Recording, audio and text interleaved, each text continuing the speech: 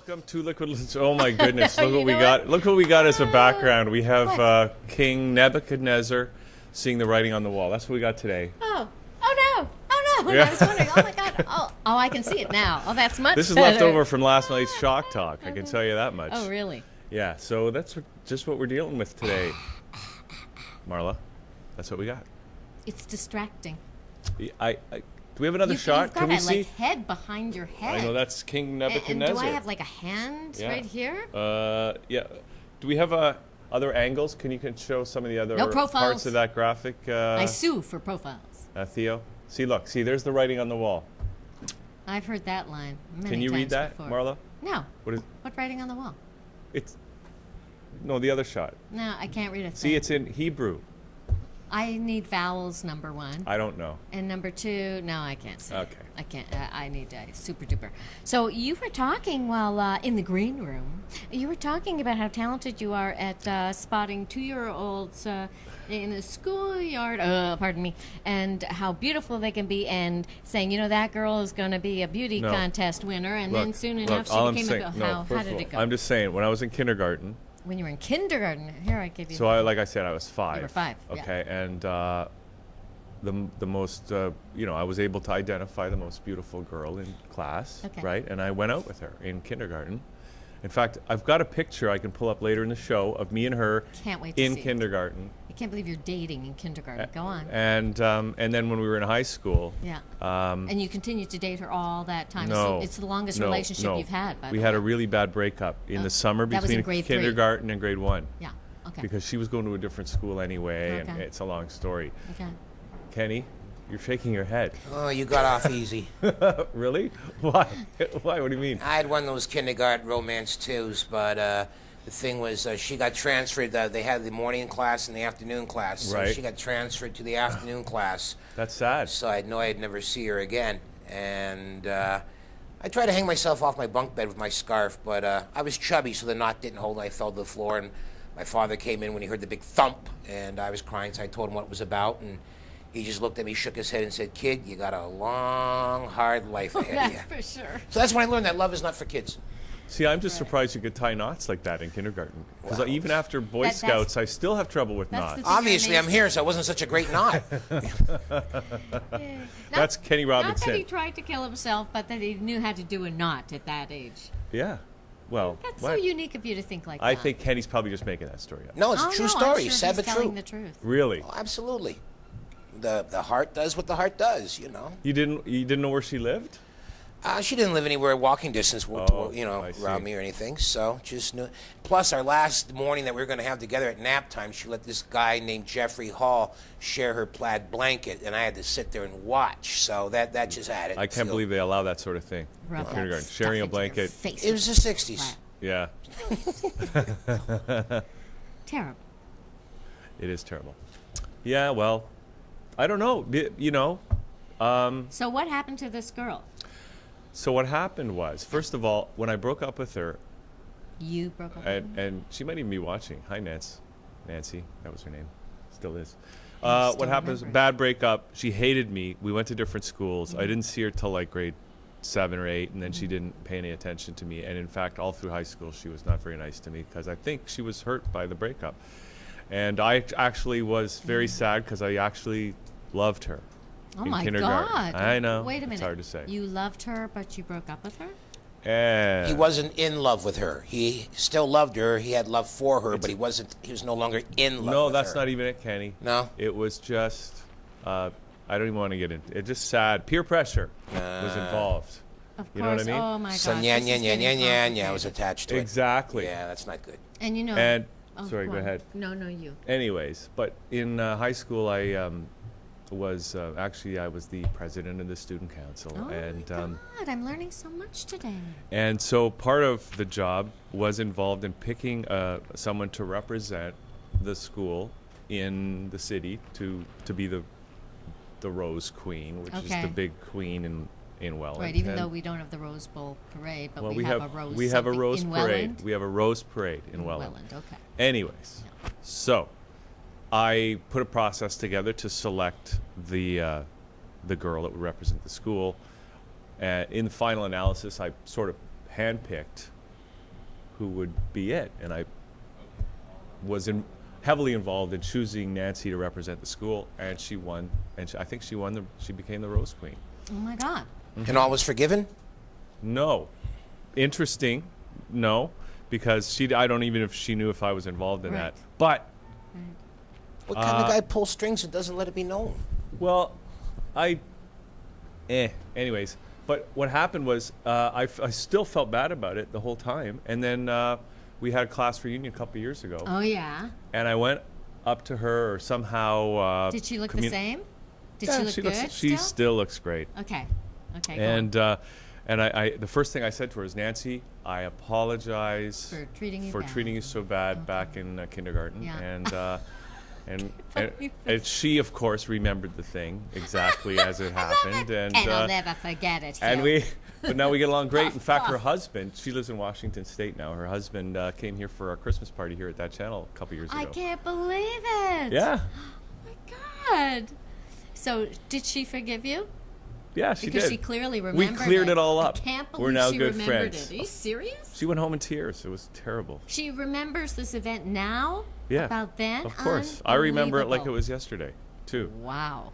Yeah, Jeez, they don't call you the elephant for nothing. yeah, that's right. But it's got nothing to do with memory. I understand what you're saying, by the way. Kenny, what's going on? Great to have you here on the show. You've been here before, Yes. more than once on a number of different shows, right? Yes.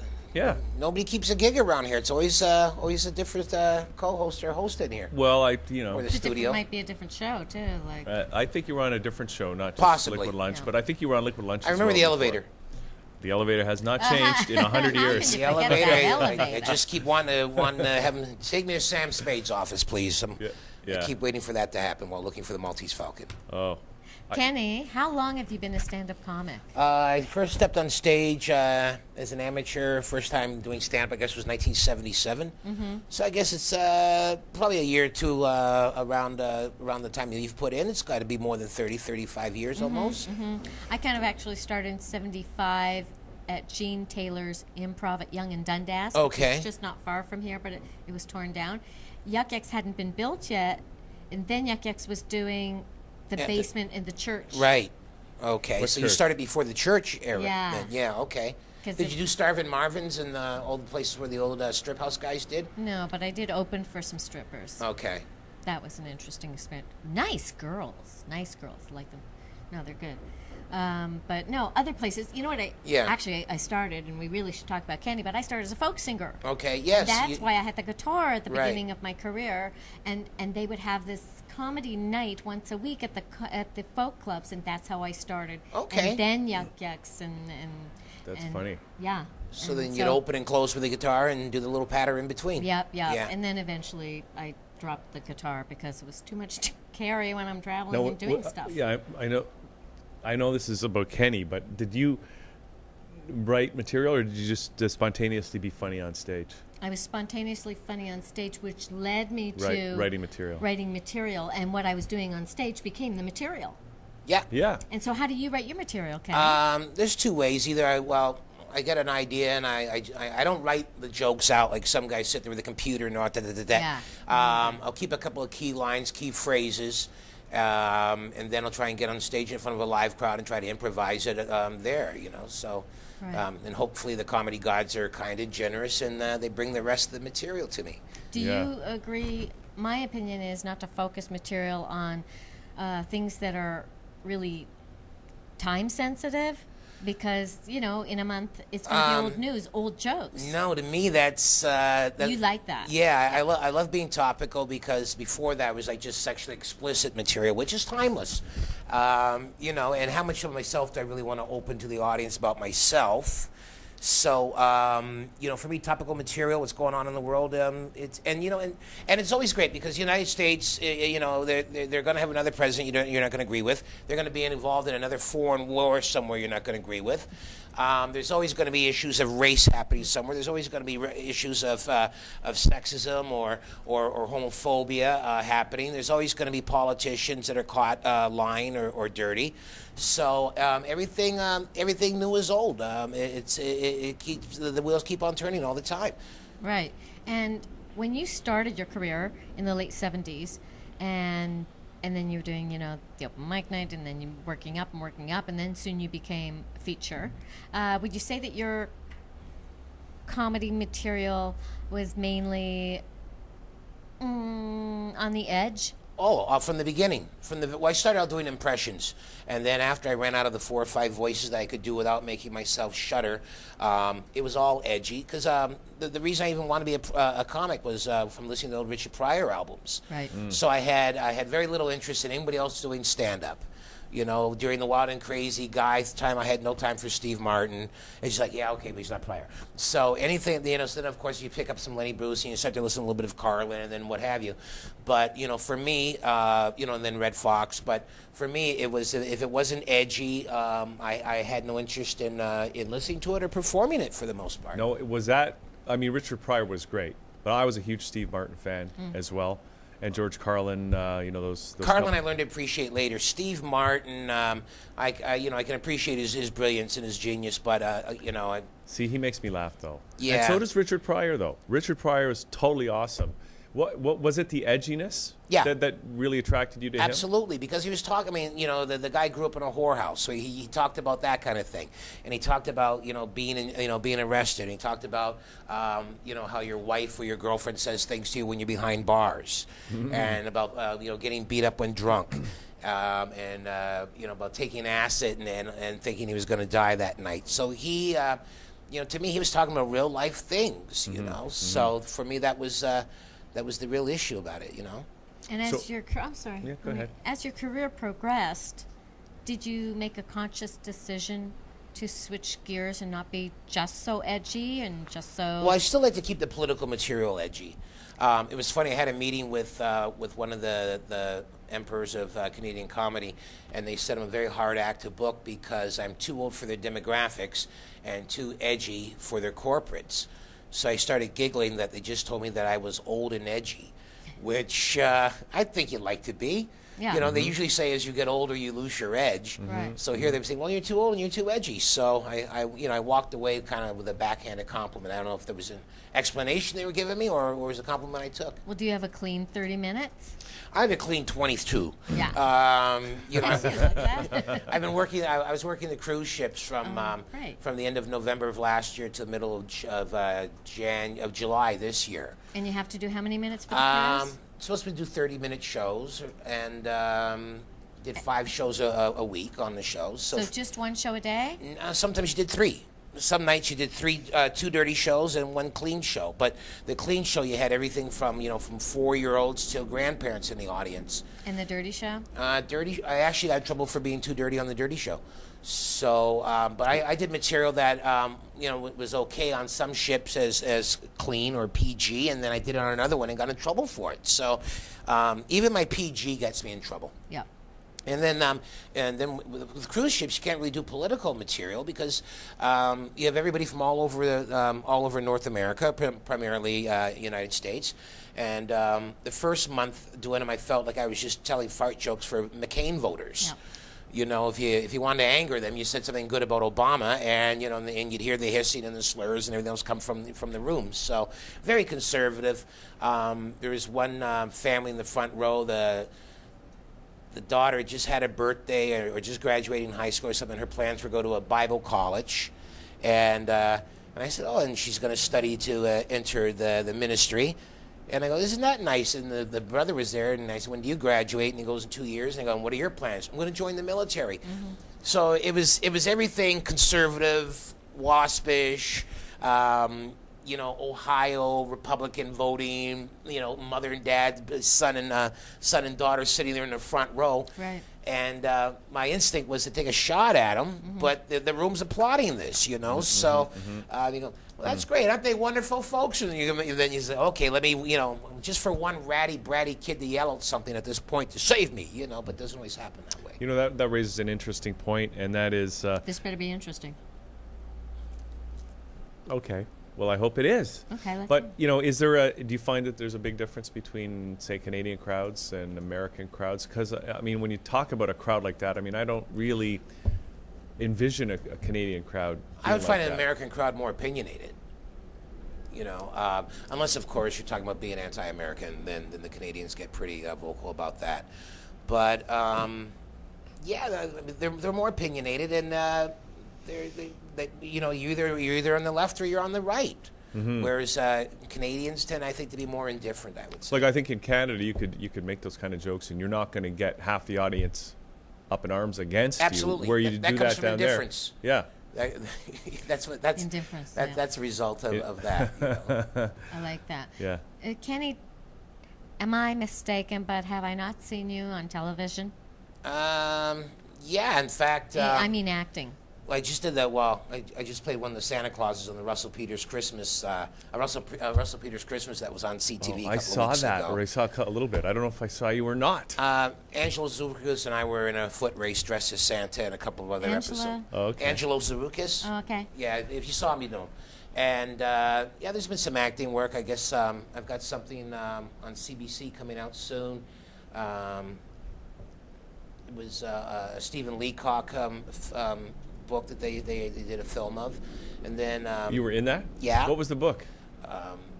sketches of Our little town or whatever it is. sunny, shiny little Sunshine. town. Yeah, all about Aurelia. Yeah. Right? So yes, I had a part in that. What did you do? I remember part of that. I was the cook when the young lad is sent in to do these dirty dishes and Oh, okay. and just kind of showing him the ropes around the kitchen area. So that was nice, wearing the period costumes. Yeah. Do you like acting? And were you hoping that the Well, I comedy would started lead out to wanting to acting? be an actor, and there weren't Right. many audition opportunities for me. So I got into stand-up, and then stand-up became the main bread and butter. So, but there was a period of time where I was getting quite a bit of acting work, and it kind of Yeah. slowed down for a bit. Yeah.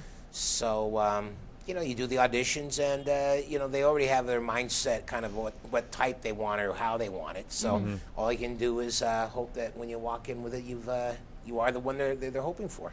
That's right. And the last two acting jobs are great. I didn't have to audition for them.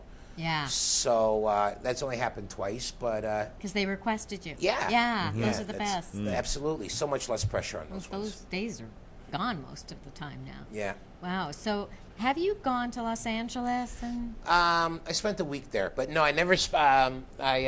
For years, I was told I was too dirty for LA, and I listened to people and believe them.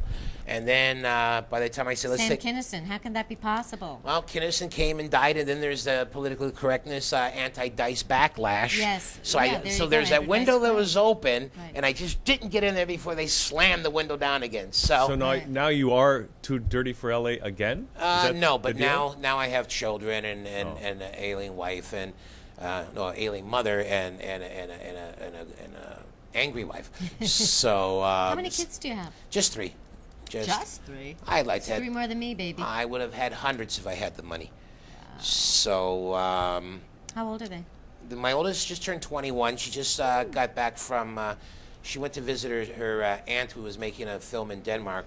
She makes documentaries. She went to visit her aunt, and they went to Sweden for a day and then Paris, and somehow they wound up drinking and missing their flight, so they had to spend an extra day in Paris. So very proud of her. She's in London working on radio there. She took the radio broadcast course at a Fanshawe, and she's one of the few people that actually graduated and have a job in their field. So, and she's pretty enough to be on camera, but she likes the promotion sides and the production side of it. And then I've got a 12-year-old daughter that's wonderful, and she's a soccer warrior, and an 11-year-old son that follows me in the footsteps when it comes to school grades. But he's a wonderful goalie. So Hockey goalie? yeah, hockey goalie, and then we got baseball in the summer. So for a guy that was associated with all the bad and wicked things of my past, I'm pretty much a suburban button-down guy. Yeah, great. Is he NHL bound? Perhaps? No, I'm trying to convince him law school. Yeah. He's very good, but he's 11. Yeah. So by the time he's 13, by the time they're 15, they discover girls and cigarettes and other bad things, and no longer is the. I told him it's better off to be a lawyer, so that way he can represent the players as their agents. And I said, so you can make $2 million as say a hockey player, or you can have 10 clients that are making $2 million, and you get 25% or 15% of each of them. So you do the math. So right now, I just wish they both would clean their rooms. Kenny, what do you think of the comedy scene today? There's some great young comics out there, and I think the problem is getting people into the clubs, into the seats. You know, I think we have to give. It's a very expensive night out to go to a comedy show. Most cover charges in the mainstream clubs are $15, $20, and then you know, if you live in the suburbs, by the time you pay the parking. And you've ordered, you know, 2 drinks. You've dropped $75, $100, and you haven't heard a joke yet. That's right. And sometimes there's great comics, and other nights you're not really getting your money's worth. Exactly. And there's a lot of the open mic nights, which some of them are quality, but there's a lot of comics trying to create their own scene. And the problem is, you know, somebody may have never been to a regular comedy show before they'll go there, and if the comics aren't up to par, then they're saying, comedy's not good. Let's just go and do this. So it's tough out there, but there's some comics out there that I enjoy watching. Do you like being on the road? I used to like it more when I was younger. Now it's a lot of phone calls home, and before it's because I'm 53, I'm going to be 54 in January. So when you're 25, 30, you know, where's the party? And now when you're you know, and now I'm 53, 54, I'm sitting on, where's the party? And, you know, so it's, you know, the room empties out, and there you are, miles away from home by yourself. And, you know, and you just say, okay, well, I've got 2 more shows tomorrow, and you do it, and then you try to make your way home. Exactly. Yeah. I hated it myself. But the time on stage, I would do for free. It's the traveling that we charge them for. Yeah, that's right, because you love it, don't you? Yeah. If you could do anything else, what would that be? You know, I think I own a brothel. I think you'd be I- a great big daddy. Well, you know, I just kind of like the idea of easy money and scantily clad women around. Yeah. But a brothel owner, I think, would be kind of, you know, I'd be decent and fair. I'd be kind. I think you would be. But there's this is it. I mean, there's days when I used to empty a room. I wish I still had a job working in a tractor factory. I had it in high school, you know, in the summers. But that factory's long gone, and I think they now manufacture those factories in a third world country for a fraction of the union wage I used to get. So everything changes. So rather, I mean, you know, I just like to do what I'm doing and do more of it more often, get paid better. Yeah.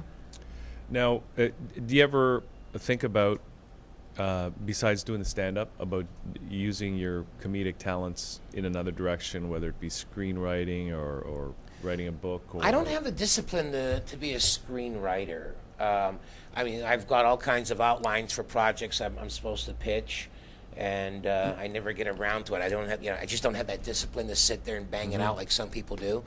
So, but I mean, you know, I've been talking about wanting to do a one-man show for the past 20 years, and I get several ideas, and then they cool down like many things. But you know, politics interests me sometimes. You know, I'd like to think that I would tie in with you know, with a party that was to the left of center, but it seems. The NDP, I guess they're too far left of center for where I would like to go. And but then again, I even felt sorry for Rob Ford when they had this whole Occupy the Park thing, and he was supposed to do a luncheon, and his brother showed up and said Rob couldn't be here. He had to help some friends move. I would think that he would just be able to go and tell everybody he was Rob Ford, because they look exactly the same. I think he's the handsome one of the Ford brothers. But, you know, I heard crickets chirping, though, when he did the, you know, Rob's helping people move. And I'm going, this guy needs a writer. If you're going to go out there and zing the enemy, then zing him with some good shots, you know. So, but, you know, so, yeah, I mean, other opportunities come up. And do you have anything coming up in Toronto? You could tell us what you're doing out of town, Yeah. but what are you doing in town? In town, the one thing you can always see me, except for this month of December, because for the last, it'll be 17, 18 years in April, at the Yuck Yuck Super Club, we do the Nubian Disciples All Black Comedy Review. It started as a night of all black or urban comedy, but we really are multicultural with this thing now. So we do it on the last Sunday of the month. Where and, is the Super Club? It's at 224 Richmond Street. Oh, so it's Oh, right that's the downtown. Super Yeah, Club. it's in Toronto. Oh, okay, yeah. okay. Okay. Or maybe they call it the Downtown Club Yeah, now. I I'm call not it sure. They keep Downtown changing Club. the names. Okay. But the show usually sells out, and it's great. If an act is great, the audience, they leap out of their seats, and the West Indians or the Jamaican guns loop, bop, bop, bop. And if they don't like the act, they boo them. They boo them off, and I Wow. think comedy would be so much better if shitty acts got booed off. That's like the Well, the Black Apollo. Music, the Apollo. Yeah. Because they show that on TV, and the acts are booed off or Yeah. cheered to stay. Yeah. It's like or they do can or you can be die. booed off just for what you're wearing at the Apollo. If they look like, Yeah, oh, they're yeah. not coming sharp. You know, so I wish all comedy clubs were like that. I wish the audience just said, you know what, enough of this crap. We paid good money. Get this one off. Yeah. Usually they only say that when they're offended.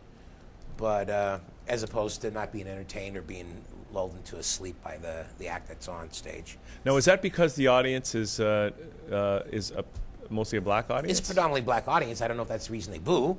But I mean, But, compared I to it doesn't sound like a typical Toronto crowd. No. If No. you know what I mean. Yeah. The typical Toronto crowd is just going to sit it's a there and culture thing, I take guess. it, They'll right? sit through it and then decide never to come back. Yeah. You know, whereas this crowd, they'll boo and they'll say, man, you're not going to put him on again, are you? And then I say, well, maybe. Well, we'll boo him again then if he's not any better. Yeah. Or they'll yell, write something new. If they've seen you too many times and you write and you're repeating the same jokes, well, you know what?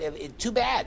If you need an audience member to yell at you to write something new and you don't hear that in your own head if you're repeating the same material week after week, month after month, year after year, then somebody needs to pull your coattail and tell you to write something new.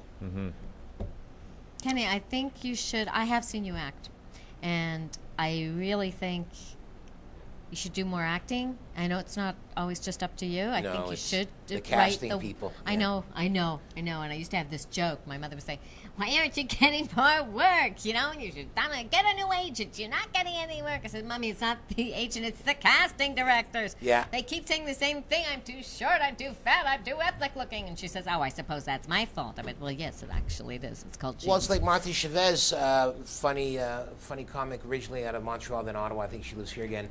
She was saying how she was rejected for something, and she said, Kenny Robinson, they say I'm too ethnic. Yeah. And I said, well, that's what you are. And I said, you can't change what you are. So, you know, they can dismiss you because of it, but you can't change. So, but then she jokes that she was, for a while, she's working in a lot of films as the Latino cleaning lady. Yeah, I was going to say the maid. Yeah, she got a lot of maid parts. Yeah. You know, Yeah. and then more Latinos started moving to Canada. I don't know why. Yeah. So, Yeah. but So I think you should. I think you got a great face, a great look, and I think you're actually a very talented actor. well, Just thank to you. put it out there You're and let very you know. kind. No, it's true. It's true. Yeah. So where's this gig happening? This happens the last Sunday of the month at the Yuck Yucks at 224 Richmond Street. Of this month? No, the last Sunday of this month is Christmas Sunday, so I'm not working. What do Christmas. I know? I'm Jewish. Well, Okay. they used to have a Yids in the Hall show. Lou Eisen used to run every Christmas. They used to have a show called Yids in the Hall. Okay, that's And- hysterical. Lou Eisen. Yes. Don't we know Lou yes, Eisen? and we were going to have him on today, but you Yeah. know he had a doctor's appointment. Yeah. Oh, he always He'll has be a in doctor's January. appointment. Yeah. I remember when the doctor we saw was at 3 a.m, but now now he has a real bad heart and has to sleep with a fighter And the pilot doctor had mask this on. funny and massage sign flashing on and off in the window. Okay. He's got two. He used to be fun. Yeah. So it's is it every month? Yeah, every month. Last Sunday is every month. month. Do Yeah. you get a different audience every time? We get predominantly, but we've flipped over the last 18 years. We have regulars for a long time. Like the first 3 years, we had anytime there was a black movie being made in town, the cast and crew would always went to the show because saying, well, what is there to do here in Toronto? Oh, okay. So they said, well, you know, there's the Nubian show. So we've had Okay. like. Denzel Washington's road manager came in, but the doorman said, well, Denzel's not with you, so he wouldn't let him in. Jada Pinkett with Vivica Fox and Will Smith came to a couple of the shows. Robert Townsend was a regular at a couple of the shows. So we had Tommy Davidson actually did a couple of appearances. Mike Epps did a couple of appearances because they were in town filming movies over a period of time. And so, well, what's to do again? Well, let's go to that club on Sunday. So Jamie Foxx showed up. This is way before he was getting Academy Awards. He showed up about a half hour after the show was over. So sorry, man. So we were lucky like that for a while, and then that kind of cooled down with the SARS thing and what have you. The Raptors used to come all the time until I stopped comping them. I figure they're millionaires. They can pay the money as everybody else. So It's they always haven't been that way. and they haven't been such a hot basketball team anyway. So it's not like we're whining that they're not there anymore. Now Yeah. they start winning, we'll feel different. Yeah, absolutely. So you got that show. And then occasionally I can be found on Tuesday nights at the Eaton House on the Danforth. Oh, that's who runs that night? Is it, Joanna Downey. Yeah, Yeah, that's where I love to go to break in the new material. Right. Yeah. What's the cross street there? It's It's like around Pape or yeah, I east think of it's just, Pape, a little yeah, bit east. So it's called the Eaton House. yeah, Yeah. ETON. Uh-huh. That's funny. She's funny, that Yeah, Joanne. I like yeah, her. she works a real nice train of thought. You Yeah. know, the jokes are not really written there, but she just gets up there and just lets it all run and Yeah. improvises for the most. Do you ever get on stage, Kenny, and with no material whatsoever, and just totally wing it? Yes. Sometimes it sucks. Sometimes it comes Yeah. together. Or And I some- would think that would be a great opportunity to come up with new material when something just, and then you find out what it works, and you're You still know? have to have that original thought, that spark of something in your Yeah. head, isn't it? You can just walk up, walk on stage like you just woke up, and unless you have something that you want to drill home, it's not going to happen. You always have to have something to build it from. Do you? Yeah, and you mentioned your interest in politics. Do you ever find that you can use your comedy to make a political point? Do you ever? Do it I was that way? doing that more in the '90s. Yeah. But then I grew tired of it. I grew tired of the struggle, and I became a very dull boy. You know what I mean? And Yeah. and like Lou said to me, I started to write this material about how mine workers in Sudbury are going to go on strike because the women weren't paid the same as the men. And he goes, Kenny, nobody in the clubs we're playing at is going to give a shit about who's on strike and what mine workers are getting, what the other mine workers are getting.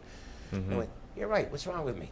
So, But sometimes it could just be funny, right? yeah. But I mean, absolutely. I mean, I love the whole hassle when Mayor Ford was running. Yeah. I live in Mississauga, so I didn't have a dog, and I didn't have a dog in that fight. I was the one person that voted against Hazel. I just think that when you start to look like Willie Nelson, it's time to get out for her. But she's always looked like Willie Nelson. Yeah, in fact, Willie's saying, I hope I'm not looking like Hazel. They're both kind of leathery and rough, But, I mean, she was mayor when Jesus only had 4 apostles, so she's been in there a long time. And now we know that she's not all that legitimate. So, but for me, just the way how everybody was crying about him and I actually started, the more they complained about the guy, the more I liked him. Yeah. They try to say he got caught with marijuana while drunk driving in Florida. Well, I'm thinking, well, you know what? That's the guy I want to go to Florida with. He knows where to cop the weed. He'll do the driving. He knows where's to go. He knows the hot spots to hit. So and then we had the garbage strike. We cry about we have to protect the union jobs, but when the garbage men went on strike, the people in this town, remember how miserable they were? When you had to take your car and put your filthy, stinky garbage and pull up to a hockey rink that wasn't where the Leafs were playing, and you had to burn half a tank of gas waiting so you can throw your garbage out. Much cheaper to just go on the TTC and leave it. Unless, of course, they raise the cost of that, then you just do what I do. I throw the garbage in the Goodwill boxes. Yeah. Well, see, the great thing about having our office right here, which we're 5 minutes from City Hall, we could just take the garbage and Yeah. put it right at the steps of City Hall. And somebody will go through it to see if there's anything worth having. That's the problem. So, Anyway, Kenny, great to have you on. Lovely and being here. Thank you. Look forward every month, the last Sunday of the month, people can check you out at Yuck Yucks, and I wish you the very best for 2012. thank you very much. Yeah, really, thanks for coming Thank you. down. And it's great seeing you again. Yeah. And Kenny Robinson has been around for a long time. He's one of the best comics at Yuck Yuck. So when you see his name on the billboard, go and see him. And you know it is a sign of the apocalypse. Which is coming next year. Yay! Yay! Okay, let's take a little break. Oh, Kenny, actually, before we go, do you have a website or something you want people to know about? And then we'll show some clips. Do we have clips? Yeah. Oh, good. I'm only on Facebook. I need to put a website together so they can. Anybody that ever wants to book me or anything. I know my agents don't like to hear this, but screw you. Anybody wants to book me or anything along that line can reach me on Facebook, Kenny Robinson, or Fabulous Kenny Robinson. Okay, fantastic. Yeah, so I got some YouTube clips. this right? is going to be Yeah, I great. brought We're gonna stuff in from my Comedy so we Now. can. and we're going to come back He is after these. What? With Richard Baker from Baker Branding. Find out all about that. It's going to be fabulous. Wonderful. As Liquid Lunch continues right after this, Kenny Robinson on YouTube. We'll be right back. ThatChannel.com.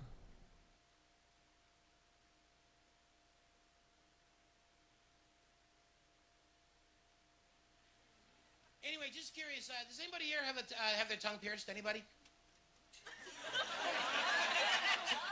I love it. You do. See, I always love asking that question because there's 2 things. Did it hurt?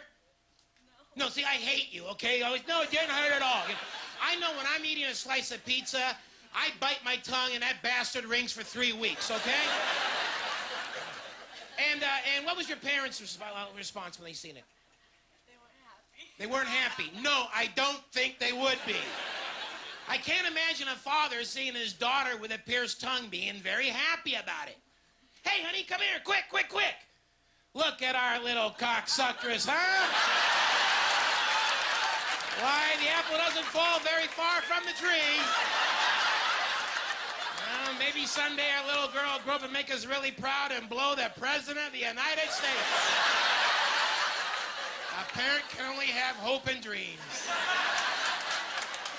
See, I myself, I'm not impressed with all the body piercings. You know, everybody's like, I got my navel pierced. I'm not impressed because my wife, she has her pierced. And at first I thought it was cool. Then I found out the ring that she has, it was her wedding ring from her first marriage.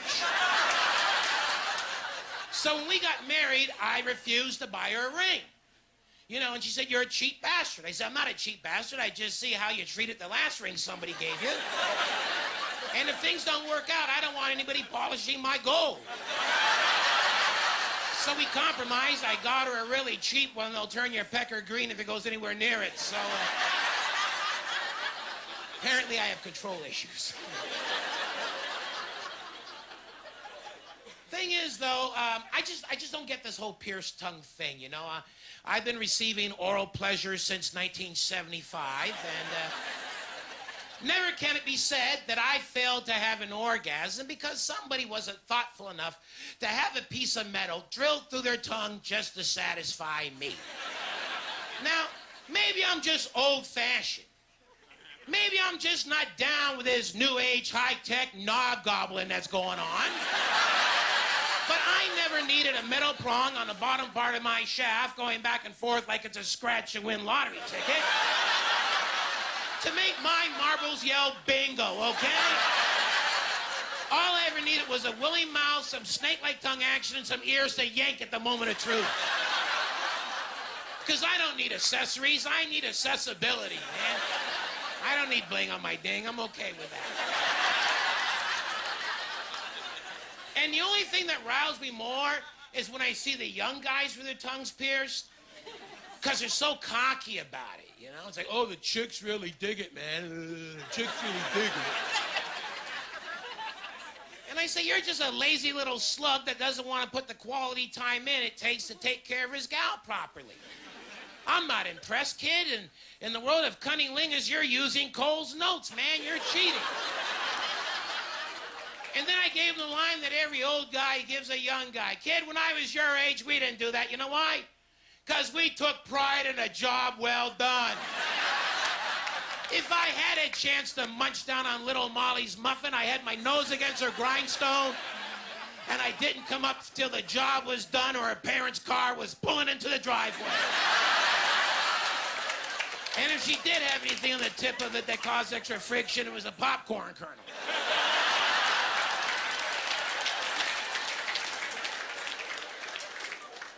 But being a parent has really changed my whole outlook on men and women, basically. I guess given a man getting daughters will do that too, you know. That's why if I was king of the world, I'd pass the laws that would make the streets safer for women. I'd pass a law that no man would be allowed to be in a car unless he's accompanied by his mom, his wife, or his daughter. Okay, not all men, just men between the ages of 16 and 65. The erection years. Because let's be honest, evil things happen when guys get into a car, right? One guy in a car, we're not that bad. We'll just see a woman at a red light. We'll stop and stare. Oh, look at that. If I could do her, I would do her till I was done. White screen, asshole. Oh, sorry. Two guys in a car, you're gonna have trouble because two asses make a hole every time, right, folks? You ladies know what I'm talking about. You're walking down the street, you're minding your own business, car pulls up, big ignorant male head comes shooting out of the window like a jack-in-the-box from hell. Can't think of anything intelligent or charming to yell in your general direction. Elbows his buddy. Watch this. Hey, baby! Guys, why do we do that? It's not attractive. It's not charming. You never seen Clark Gable in the old movies? Frankly, Scarlett, I don't give a... It's stupid, it's childish, and guess what? Women don't like it. Women don't like it? No, women don't like it. Proof that women don't like it, it never works. Any of you ladies ever walked down the street and some guy drove by with, and you said, hey, it's been a long time, stop the car, I'll take it right here and now. Never happens. Never will happen. And guys, we wouldn't like it if the roles were reversed.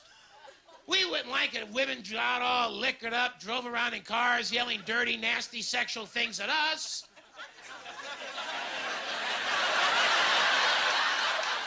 We wouldn't care to be treated that way. That would not be our cup of tea. And I know some of you guys are sitting there, you're thinking, that'd be my cup of tea. But guys, you get real sick of that tea quick because the roles would be reversed. No longer would you be the mighty hunters, you'd become the hunted. And the type of women that are going to drive around yelling dirty things at you are not going to be the cute little 95-pound nymphs that have multiple orgasms after 3 strokes of your oh-so-magnificent tool. They are going to be angry, hostile women who are built and look like me, okay? You're going to be walking down the street in a big van full of these he-women going to pull up next to you. Katie Lang music blasting from within. One of these girls with a Fred Flintstone haircut's going to stick her head out the window. Hey, buddy, you want a party? Oh. And guys, you're going to be like, no means no.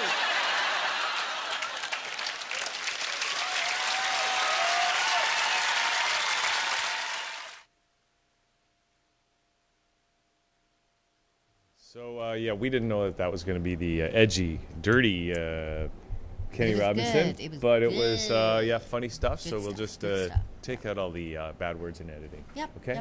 Yep. Bleep, Or bleep, maybe bleep. not. Yep. No, but it was good stuff. He's got such a dynamic persona on stage. Yeah, Don't you well, think? what He we were does. saying is like, you know, like we just know him because he's Kenny, and he's Our Kenny. in Toronto. But he looks like he could be like a, well, not that he hasn't been, but you know, like a household, Absolutely like not a that he Lewis hasn't Black or Totally. somebody like that. Totally. No, Right? for sure. Okay. No, and you know, he will Because continue. he's got, like you say, he's got that unique look. he's got That voice. He's got that. he's got the voice, and he's got the material. edge, and he knows how to work it. Yep, he's a pro. All right. Well, we're going to shift gears now because we've got Richard Baker here from Baker Branding. And Richard, great to have you here on Well, the show. thank you for the opportunity, Hugh. Now, you guys, you and Marla were, well, all of us were Yes. engaged in some great discussion. Actually, you mentioned you're from Mississauga, right? I am from Mississauga, Mm-hmm. correct? And we got talking about, because Kenny's from Hazel. Mississauga, Yes. and he was talking about Hazel, and you had a Hazel story, Marla. I said that, you know, I have been in awe of Mayor Hazel for, you know, as long as she's been around. And I had the wonderful opportunity of being hired for my one-woman show in October by General Electric. And she was one of the speakers before me. And so she arrived, and we were all sitting at one of the many tables in this big room in Hart House. And I was like, looking at her, staring at her, and she was not acknowledging me at all. And we're just sitting at the table before she's about to be introduced, and she sees this pamphlet on the table, and the pamphlet was about me. So she picks up the pamphlet and she's looking at it. And I'm staring at her, and I said, Mary Hazel, that's me that you're reading. And she never even looked at me, and she went, I know. Gotta go on. And I thought, oh. Okay, I'm going to tell you my Hazel story, Okay. and then Richard can tell us his Hazel story. I don't know if he has one. I But have no Hazel stories, no. She's a great woman. yeah.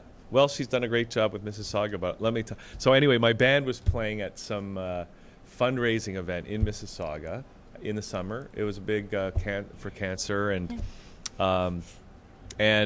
so we're just about to start playing, and all of a sudden there's a big it's like the seas parted, and this figure steps forward through the crowd, and it's Hazel, right? And it's, you know, she's come to give her blessings and make a little speech at this event. And so the next thing you know, she's right up on stage with us, and somebody says, Hazel, why don't you sing a song with these guys? And we're going, You're saying, We're not that no. good. Like, we only know the songs that we know, right? That we. We don't do cabaret in the key of F. And then Hazel says, "How about You Are My Sunshine?" Right? So we go, okay, well, we'll give it a shot here, and then we're all trying to talk to each other. Do you know that song? Do you know what it is? And then I foolishly said, Hazel, what key do you want us to play it in? And she goes, she's thinking for a minute. She goes, just play the damn song. So what'd you do? We played the damn song. Oh my God, you And, pulled it off. We pulled it off. Can't There might even be believe it. videotape of it somewhere. Oh yes. Bring that clip up. Yes. We'll go back to it after the commercial. Yeah. So, I'd like to see that. I'd love to see well, that. it's probably not that good. But Yeah. anyways, Richard, great to have you here on the show. Well, thank you. And we met at that Metro Active event. That's correct. We did. a couple Hugh, weeks yeah. ago, right? Exactly. It was a great event to meet and interact with new friends. Yeah. And Baker branding. So let's start with that. First of all, because Marla had I think a really good question. Yes. And that is, what is branding? Well, that's a good word. It's a good question. I think it's a question that has multiple definitions depending upon what your premise is. For myself, it's the way that actually brand connects with the consumer or with the business. So it's because it's what people buy. People don't buy a product and services; they actually buy the brand. Right. If you go to, for example, everyone buys Tim Hortons. Mm-hmm. They buy Tim Hortons. They don't buy the coffee. They don't buy that. They buy Tim Hortons. They buy, and it's a whole experience, isn't it? It is an experience that exactly. That you have to enjoy that experience. You have to get out. You've got to get the promise that brand offers you. Because if you don't, then no amount of advertising is going to help you get that brand back to you. I kind of that joke. consumer. I joke sometimes about Tim Hortons. If I don't wait in line when I go to Tim Hortons, I feel ripped off somehow. Like I'm not Right. getting the Goodness. full experience, Not me. right? Exactly. That's but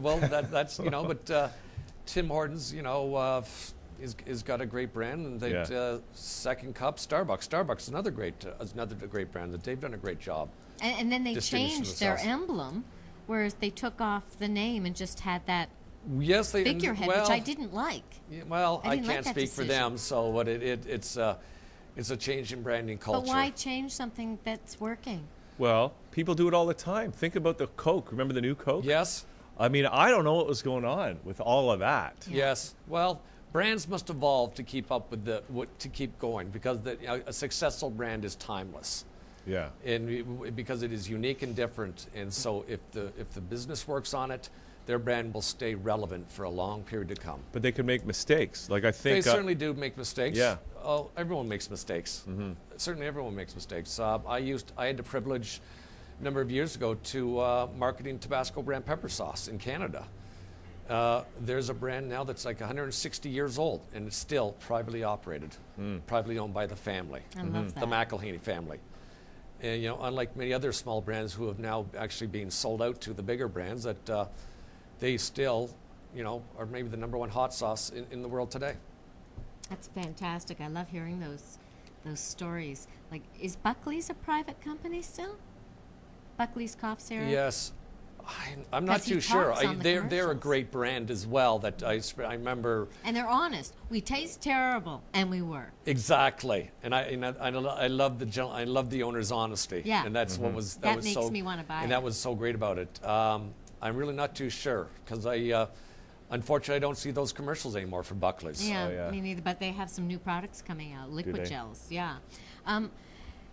Branding is such an interesting, powerful Yes. subject, and I always think about the item of Kleenex. Yes. Because we always say, do you have a Kleenex? And actually, Kleenex is a brand. That's correct. It's actually a facial tissue. But we don't say, do you have a tissue?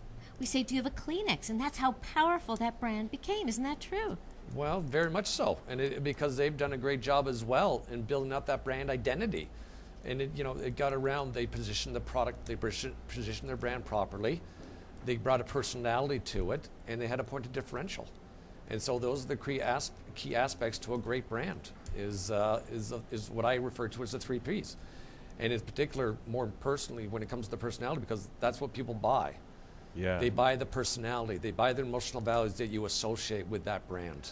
You know, it's interesting. It's interesting because I'm just thinking of another great brand, and really the personality of the brand that you're talking about, and that is the Man from Glad, Yes. right? Yes, Now- very much so. Now, and from what I understand with the Man from Glad, that concept originated in the States, but in the States they only it only went for like 1 year, whenever that way back when. But in Yes. Canada, the Man from Glad was so popular That's that they've right. kept the Man from Glad going ever since. Yes, and another one is with Kellogg's, Tony the Tiger.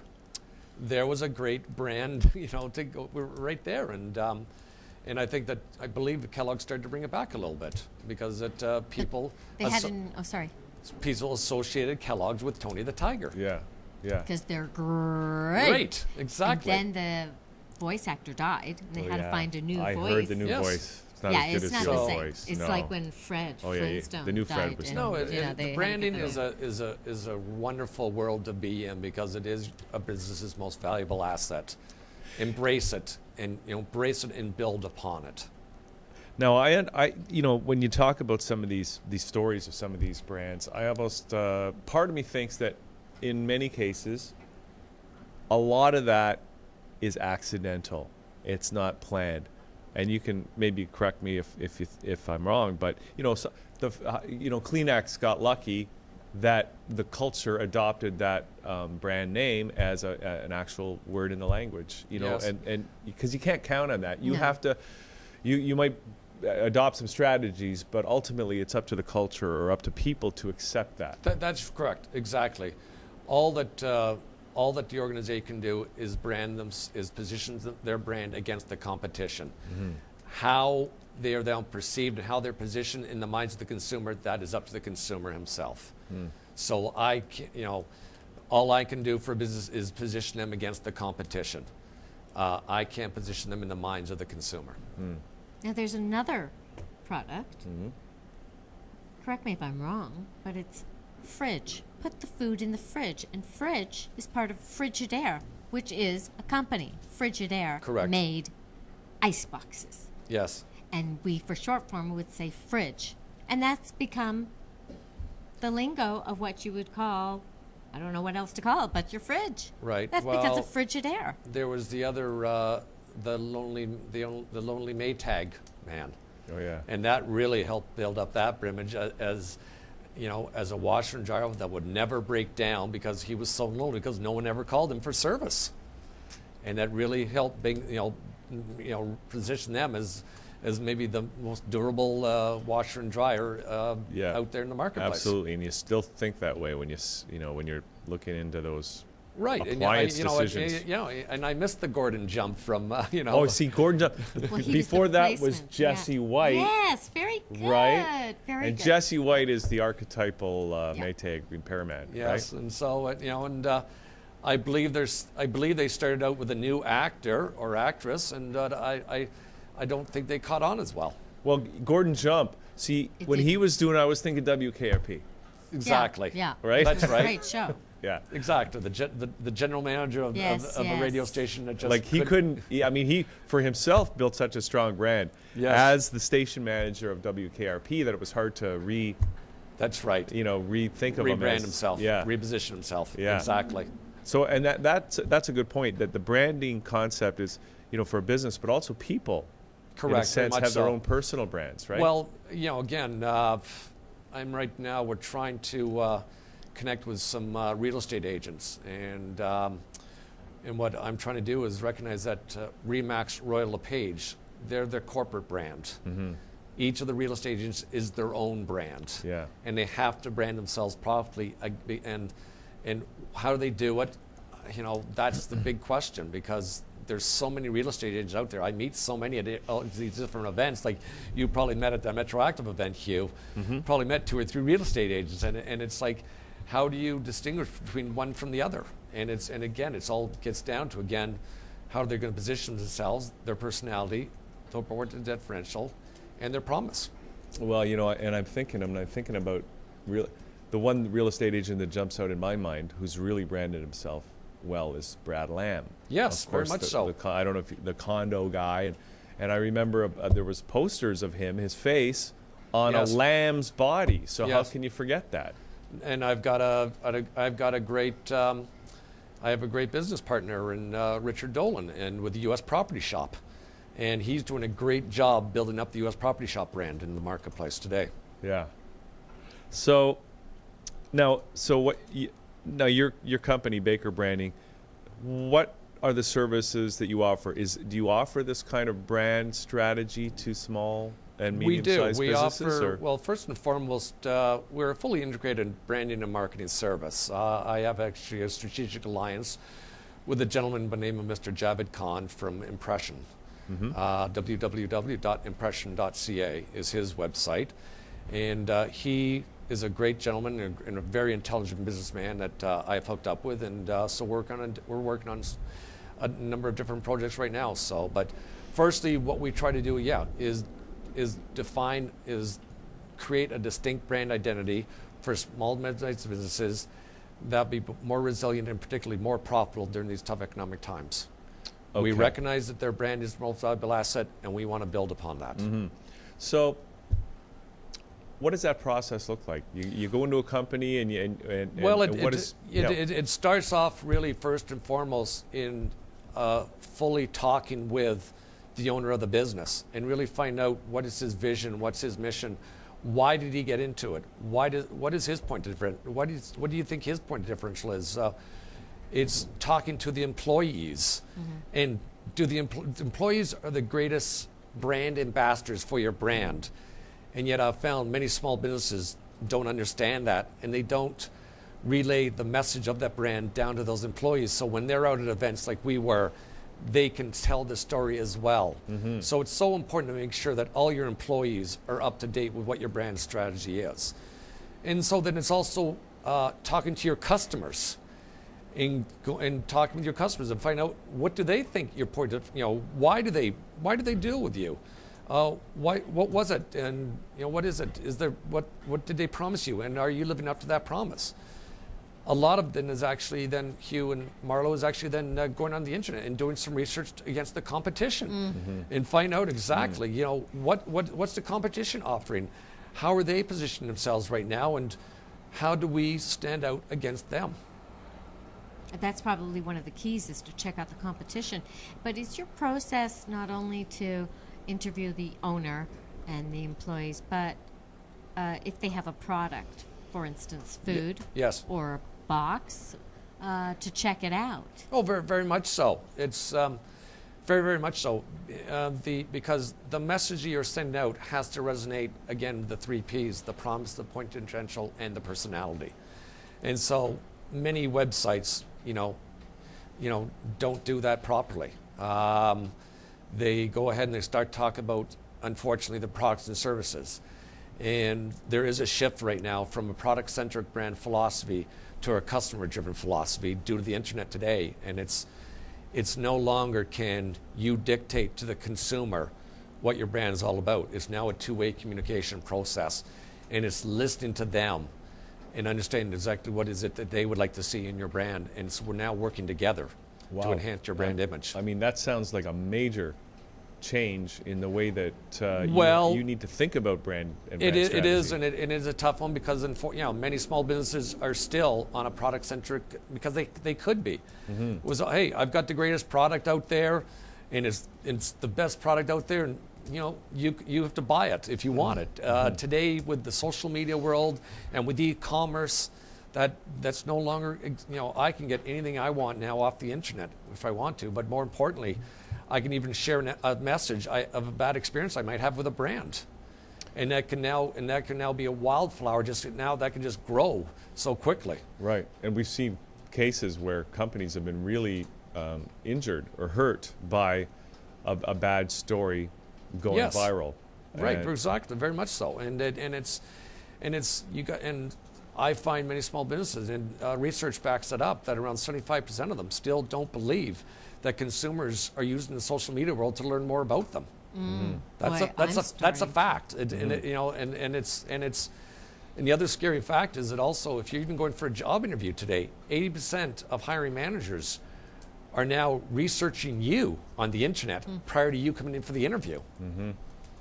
So Yeah. it's that two-way. There's now that two-way communication process So again. that just tells you that it's so important that people manage their own personal brands. Well, you know? well, and very they're not mu- even thinking exactly. about that when they're signing up to Facebook and LinkedIn and all this kind of stuff. Well, that's exactly it. That you're absolutely right. If I was to be interviewing today and I saw a bad video of someone on Facebook, that's the first question I bring up in my interview to them.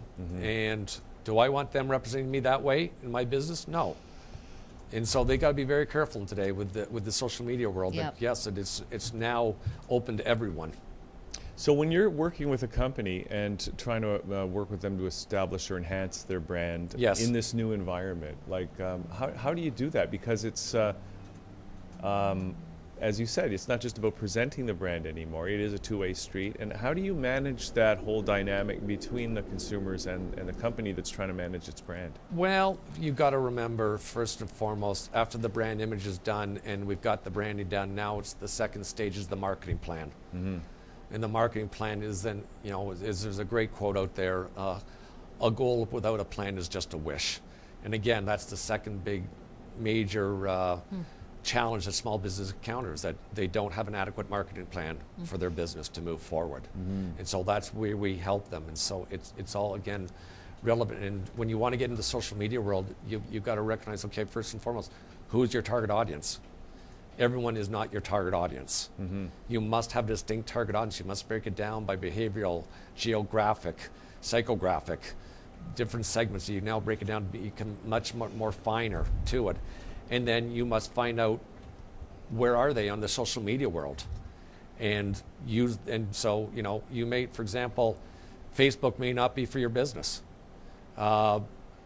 LinkedIn may not be or Twitter may not be for your business, depending upon if they're not there. If they're on Facebook, great. If they're not, then you really have to think that without strategy. Blogging is probably one of the greatest, fears today to get your message known. There's two shows on TV. One is Dragon's Den. Yes. And the other one it's on the Food Channel, Recipes and something else. The name escapes me, but it's around President's Choice, and they interview new That's right. recipes. And they're going to put one of those recipes is going to become a President's Choice product. Exactly. Yes. And they have several of them actually in the supermarket now, but they always show a session with a brand marketing company. Yes. And so they sit and they eat the food and they meet the creator, and then they suggest a slogan, a logo, packaging, and where to present the food tasting. And that makes or breaks the decision of the judges. Very much so. And, tagline and logo is so instrumental in your brand identity. Everyone knows, if I just say Nike, everyone understands immediately what their logo is. If I say McDonald's, everyone knows what their logo is immediately because it's entrenched in people's mind. And when you come up with a tagline, you want to keep it to at least 4 words. That's it. Oh, isn't that interesting? Because Four Write that down. words. 4 words. 3 to 4 words at most. Let's write that down. Anything more, and you're going to forget it. Yeah. It's you want to make it simple and easy, something that will always resonate. Like for example, Nike, just do it. Right. A&P was mainly because of the meat. Okay, but it's around 5 or 6, I think it is. But isn't that acceptable? Yeah, because everyone Or are you remembered saying that. that's why they fell apart? It's only 5 words. That's Yeah. only. Well, there. you know, Okay. Well. When you sit, no, I'm just saying. Yeah. You set a limit like that. Yeah, you got to go plus or minus 2. Yeah, Yeah. exactly. That's right. Yeah. Okay, I'm not saying it's got to be just 4, but I'm Yeah. saying that don't go beyond the 5th word, or people are going to start forgetting what it is altogether. Well, you got to somehow drive it into people's minds, whether it's through a piece of music like Pizza. That's right. Yes. Exactly. Or whether it's And I want to talk about that music. you do. Well, go ahead, talk about Well, it. it's just because But also that music was a call to action. It was Yes. the phone number. Yes, You didn't even have to 967. look it up in Yellow Pages. It was so brilliant. yes, but how many times? Well, at least it's happened to me where I'll be driving and humming this tune and saying maybe the phone number, not realizing this is actually a phone number. This is a product. Yeah.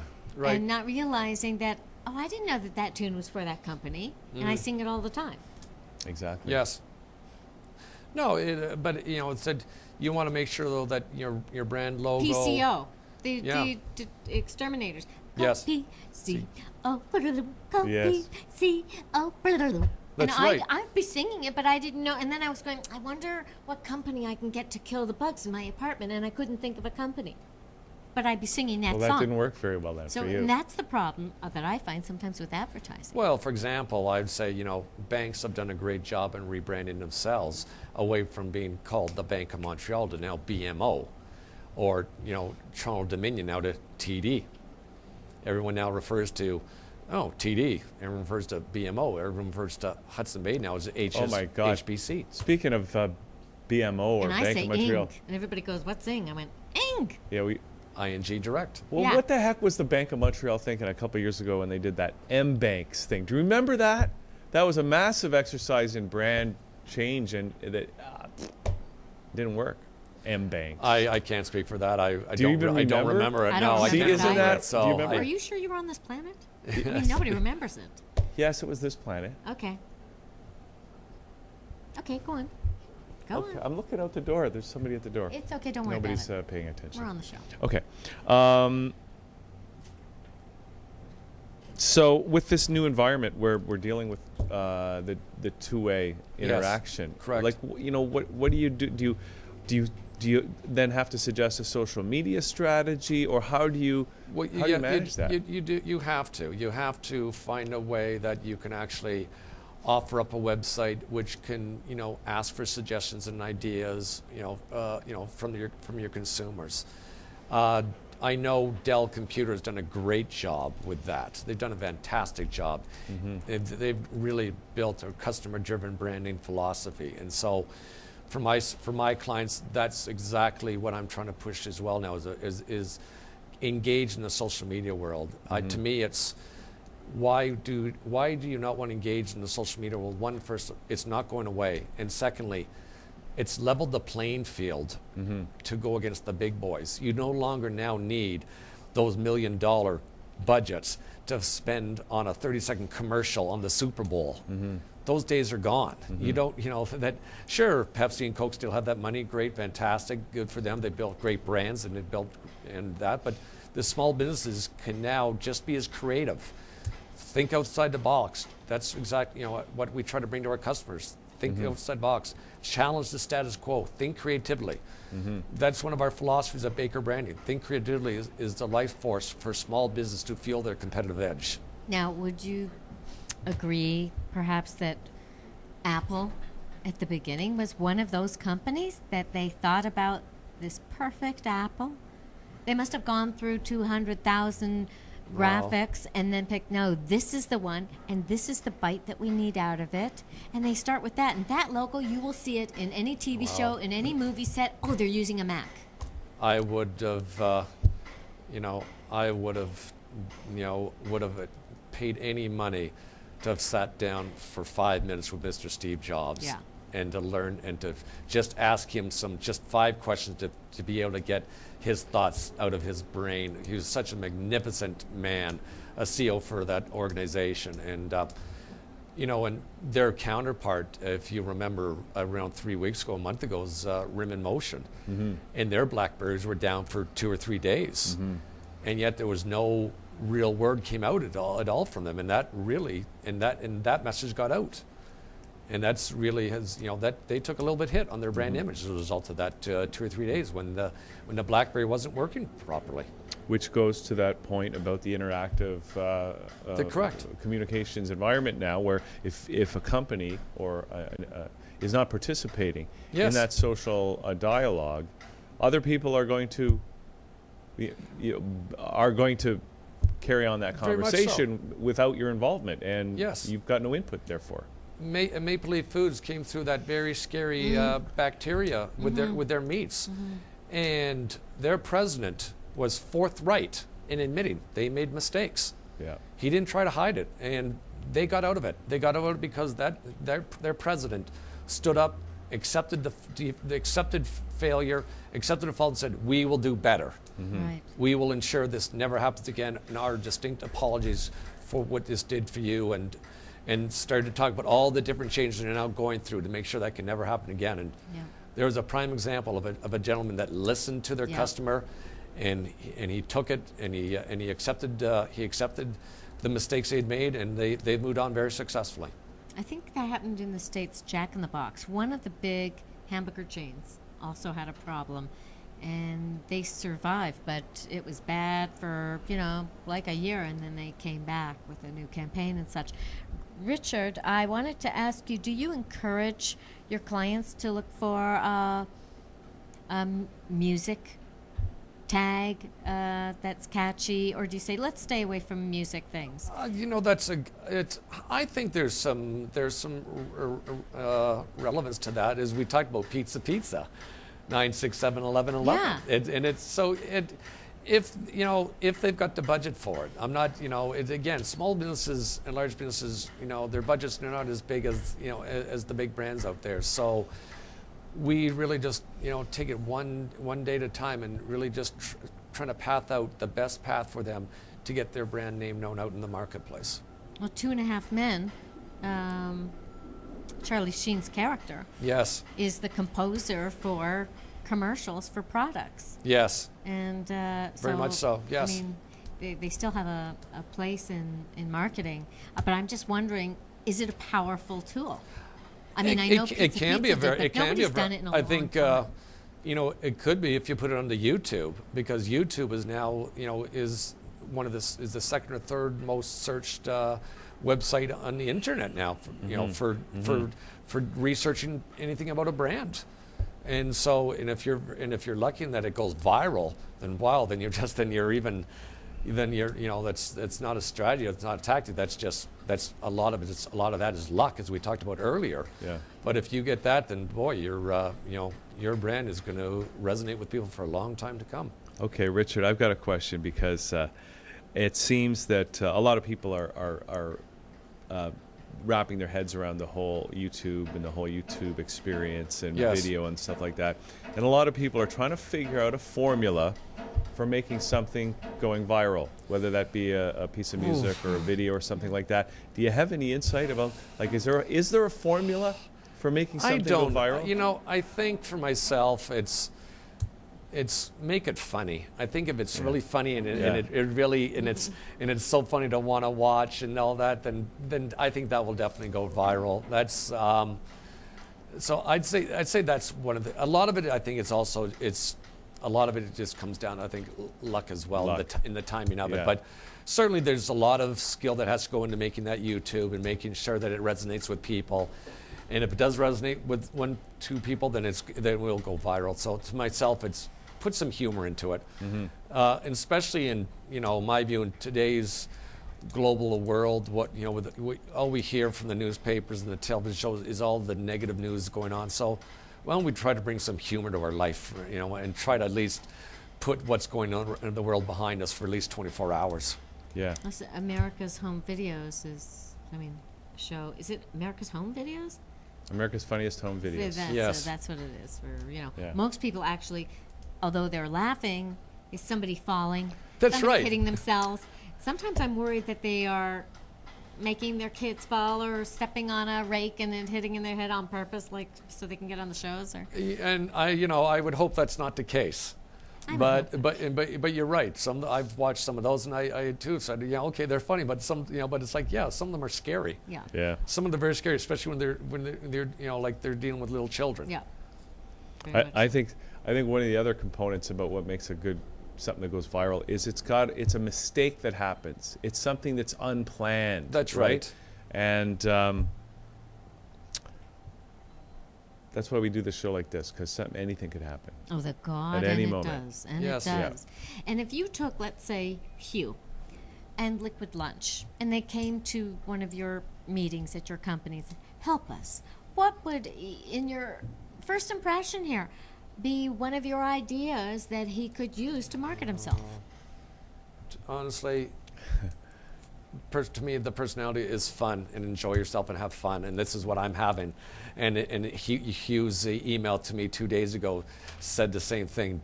Just be relaxed and be yourself. Yeah. And that's the type of that's the personality that is coming out of me. that's coming out of you to me as a result of this experience today. Yeah. Well, that's interesting because when you talk about branding, that almost seems like perfect advice when you're thinking about your brand is, just let people know who you are, whether That's that's right. you as a company or you as a product or you as a person, right?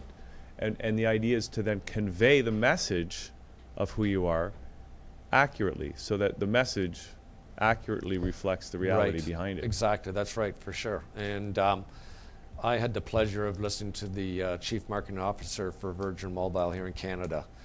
And he got up on stage, and I don't think, truthfully, the way he was dressed, I thought he was just, a stagehand. Oh, And as it turned out, that what they want to come out from the personality of Virgin Mobile is fun and creativity. And that's exactly how his presentation came out, fun. And to endorse creativity, they also say, I've never heard about this before, I've always loved this too. They said they have a marketing budget and they have a slush budget. And if an idea doesn't work out, it goes in the slush budget. It doesn't get taken out of the marketing budget. So that gets their employees to think creatively, knowing that if it doesn't work out, don't worry about it.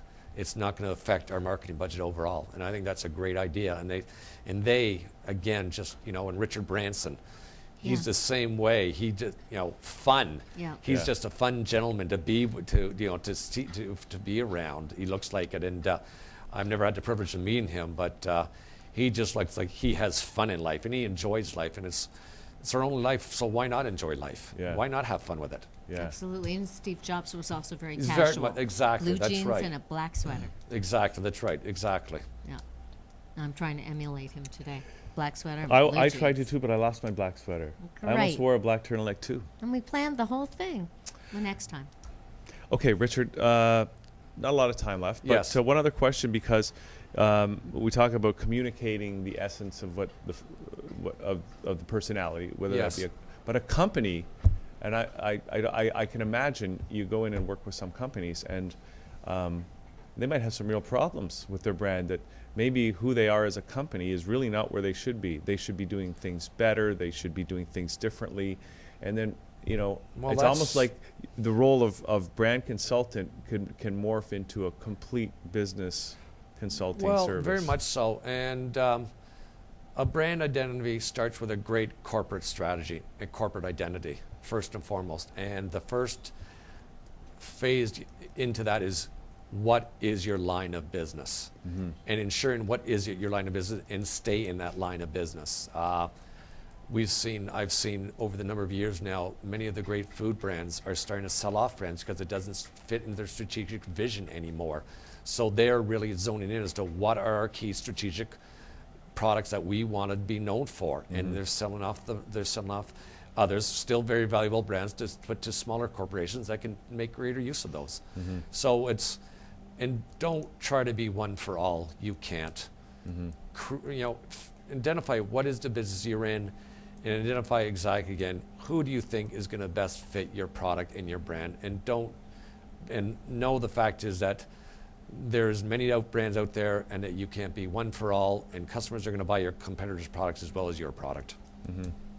So really identify who that target audience is based Very on mu- your strategic strengths as a That's company. right, exactly, which is now we call target marketing. Yeah. Segmenting your market base now, and really recognizing the fact is that everyone is no longer your target audience, and you must be narrow in so specifically now that we help our clients with through our marketing plans.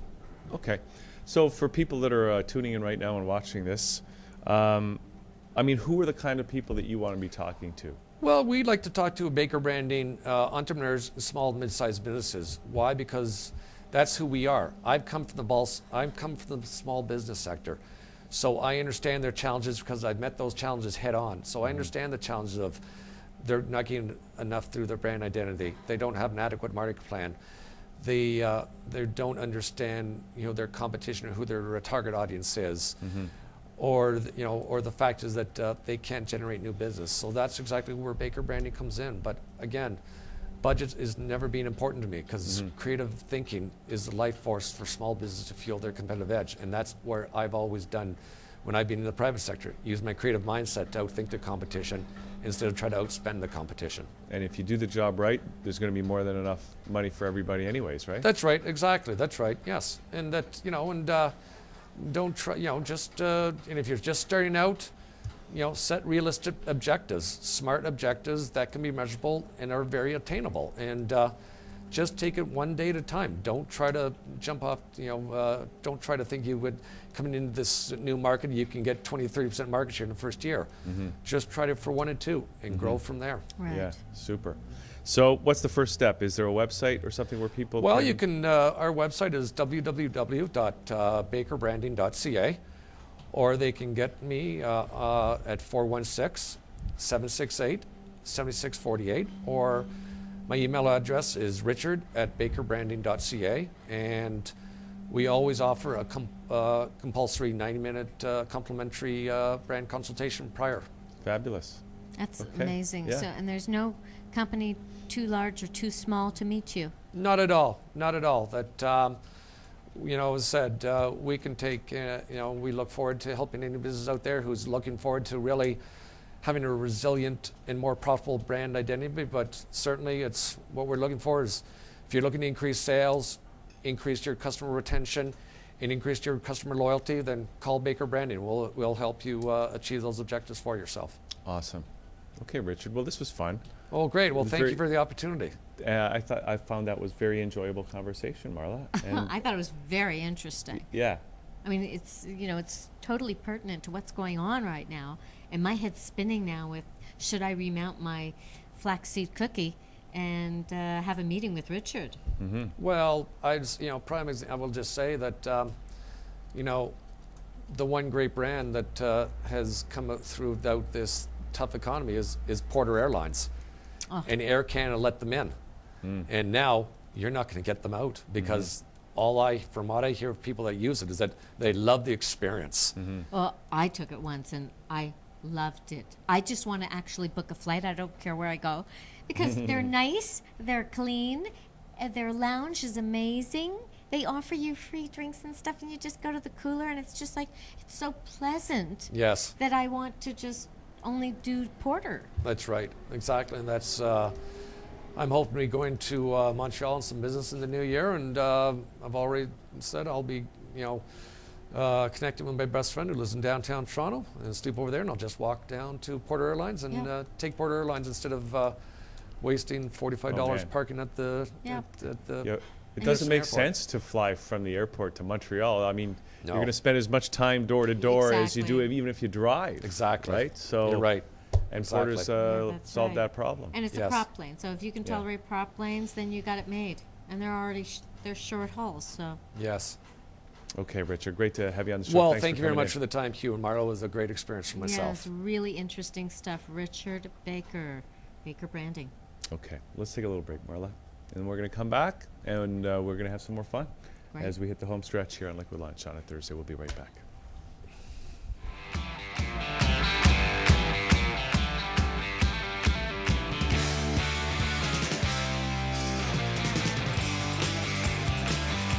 There is nothing that I don't want to find or overcome in this lifetime. There is no surprise.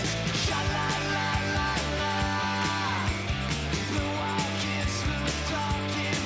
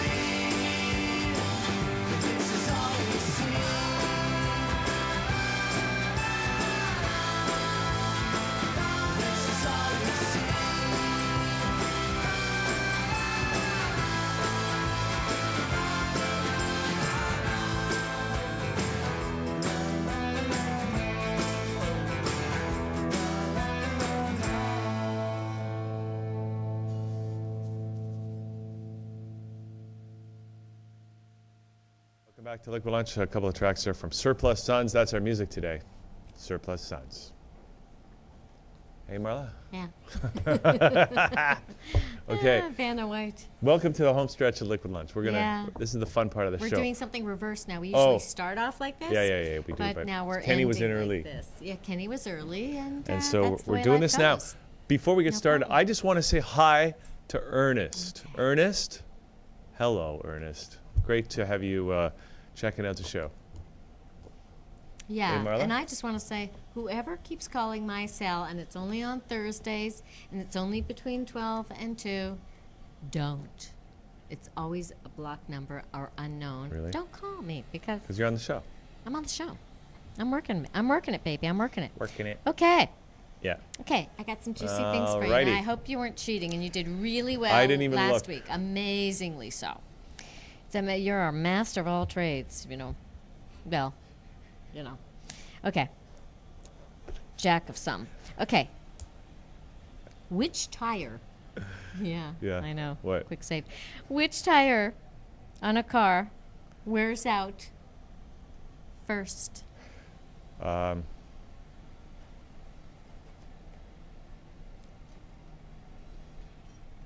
Hang on a sec. He's thinking.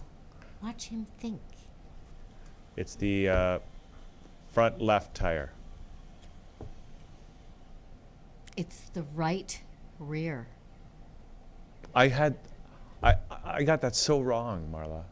You really did. You got it really wrong. But doesn't it depend if it's a front wheel drive or a rear wheel drive? You know, because you're smart, you Yeah. always say these things that I think is really appropriate. Because I was thinking of You're a right. front wheel drive I know. car. Yeah. But no. Okay. There's only one thing that super glue will not stick to. Which, like a crazy glue? Only one thing that Yeah. it won't stick to? Grease. Well, you know what? That's another good thing, but that's not what's on the list. Soapstone. I don't know what. You know, you may be right, but it is Teflon. Ah, Well, that kind of makes sense, you know. Sure. Because nothing sticks to those things. In fact, folks, I made myself 2 fried eggs the other morning.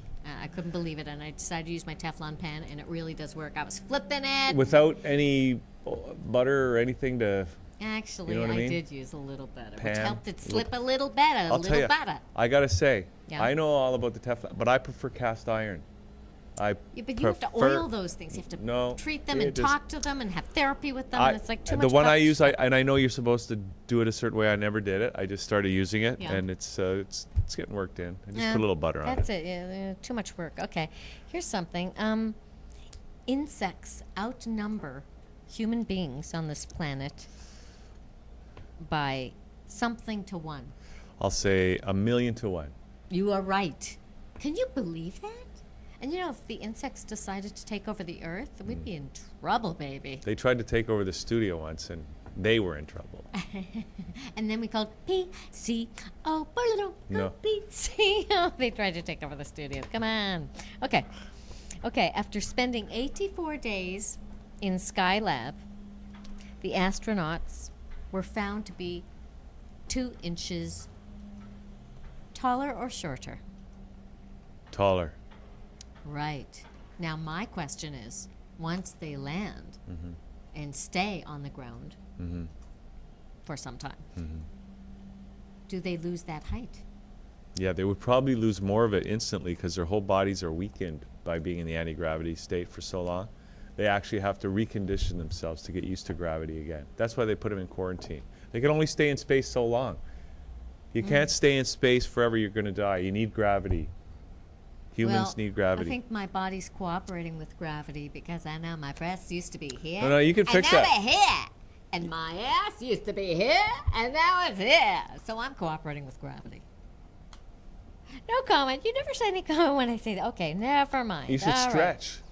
I stretch. Should have watched the show yesterday all about Did we stretching. not talk about the yoga thing? Well, I No. should have. Well, this is Send a me new clip. kind of whole new strategy for stretching. You watch yesterday's show, you're going to blow your mind.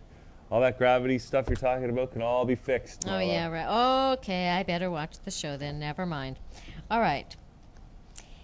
Every year, 5,000 people injure themselves doing what activity? And it's a simple, common activity, but you use things for it. So it's 5,000 people a year injure themselves doing this activity. Cleaning the toilet bowl. No, that's 4,000.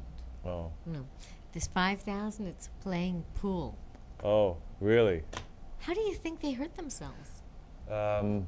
Well, you know, somebody could shoot the ball. You know, there's somebody's snookered. They got to make the ball go in the air. It hits somebody in the eye. Okay. You know, that could happen. Or they're aiming. You do and that? Then they Oh, go, yeah, "Bleh!" yeah. And then they Even poke though somebody. it might be somebody who's not playing I don't pool that know. gets hurt. I don't know. Okay.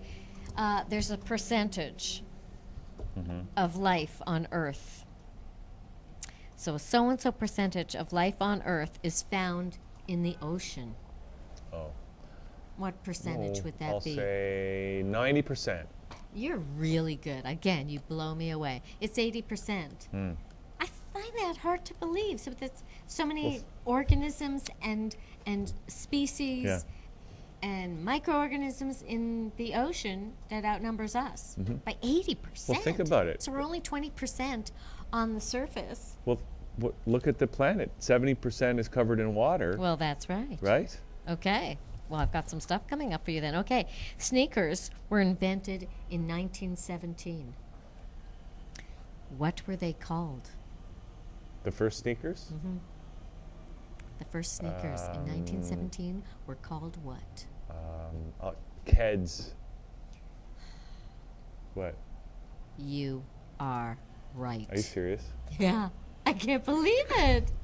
I had a pair of Keds once. You want to hear my Keds story? Okay. So, even when I was a kid, they had kids were nuts about running shoes, right? And so different brands of running shoes were like highly advertised. Everybody wanted them. The big one was PF Flyers. I was just Do you going to say remember those? that. I remember that, and I bought a pair because they said they would make you run faster and feel like superhuman. Yeah. And I actually thought I was running faster and that I could be in the Olympics wearing those sneakers. I had a pair of PF Flyers too. I did too. But then the Keds came out. They were a brand that persisted, Yeah, right? yeah. Keds came out. I got a pair of Keds. I was really, really happy with these Keds, and it was my first day wearing them to school. Right, go down to the bus stop. Well, we had a bus stop, right? It was at my friend's house. But before the bus got there, we would all the guys would go in the backyard and play soccer. So we're playing soccer in the backyard, waiting for the bus. And guess what I stepped in with my brand new Keds? Doo-doo? That's right, I stepped in some doo-doo. And my brand new Keds were stinky from the day one. Doo-doo. Not good. Okay. Thanks for sharing that. And you know, the Okay. PDF flyers also came with a secret decoder ring. Do you remember that? think I Oh do. my God, I was in seventh heaven. I thought I was Hercules, you know, Olympus. I was running around. I had a towel around my neck because I thought I was a superhero. I wish I had a My God, picture of people thought I that. was crazy in my neighborhood. Okay, they still do. All right, a survey was taken about people's greatest fears, and they have 4 written down here of people's greatest fears. Can you name a couple of them? Well, No yeah, pressure. yeah. Well, one is dying. Okay. No, one is public speaking, Yes. right? Yes, you're right. And Although that's not a fear of mine, baby. yeah, and I don't know. I don't know what the other. Okay. Number 1 is heights. Okay. Are Number you- 2 is snakes. Hello. Very afraid, frightened, hate them. Mm-hmm. Okay. Number 3, spiders. Hello. Don't like. Get out of my apartment. See, I like spiders. Okay. Of course you do. And the other is public speaking, which I don't have a problem with at all. It's my No. favorite thing to do. Yeah, I in don't mind fact. it either. Oh yeah, so there, and that's why we're here. Okay, the average IQ of a police officer is what? I'll say I don't know much about IQ, but I'll say 110. It might be the only thing you don't know a lot of. It's 104. So that's Hmm. an incredible guess. I too Mm-hmm. don't know what the average thing. And I'm having dinner with a cop tonight. Are you lovely, really? Lovely. Yeah, I am. I can't wait to tell him that. Yeah, he's actually incredibly intelligent and charming and handsome and sophisticated, and I love him, and I can't wait to see him.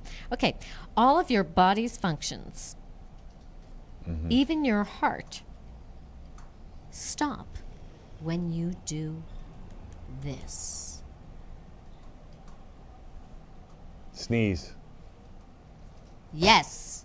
See, you had a sneeze thing last week. I with them did. eyes closed. That you can't See? So I sneeze just- without closing. And I was, extrapolated. and I was, and I was sneezing while driving yesterday, thinking of the show and thinking of you saying, Yeah. "I can do it," and I was like, driving, trying not to hit anybody. Okay. They should make that illegal. Trying to sneeze with your eyes open while driving. I think so. I think so. Okay. Before Christopher Columbus arrived in America, no Native Americans had type B blood. That's not a question, that's a statement. Is that not incredible? Type B? Yeah. I don't know much about blood types. I don't either, but there are several. But it didn't even exist until he infiltrated the Americas It's because and that switched things Anunnaki around. reptilian blood had to come around the other way. All right. An adult takes an average of how many breaths per minute?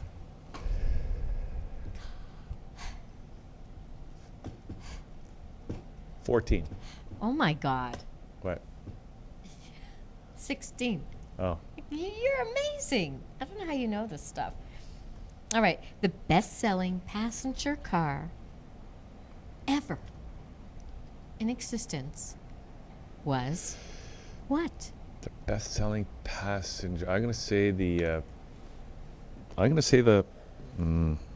Ford Model T. Oh my God. I can't believe you didn't get this. I was so sure you were going to get this. I was going to put money on it. What?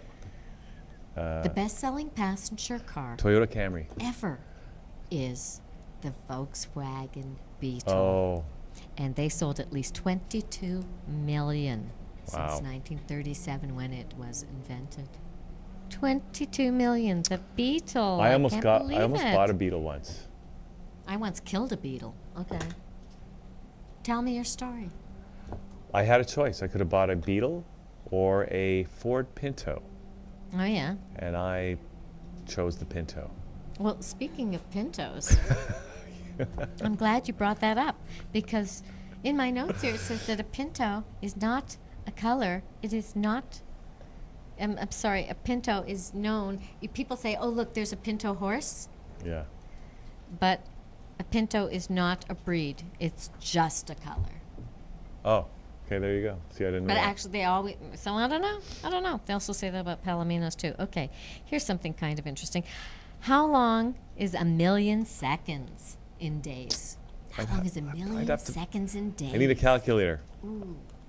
I don't know, Oh, finally, he doesn't know something. Thank God. but it's you Okay. can figure it out. It is 11.5 days. Wow. Yeah, I know. It's interesting. You better write that down. Okay. What does Albert Einstein, Tom Cruise, and Walt Disney have in common? Tom Cruise, Albert Einstein, Walt Disney. They're all reptilian, alien, shape-shifting hybrids.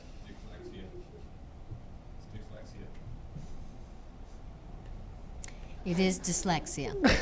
It is dyslexia. Or it is axillea. Okay, I said the dyslexia backwards.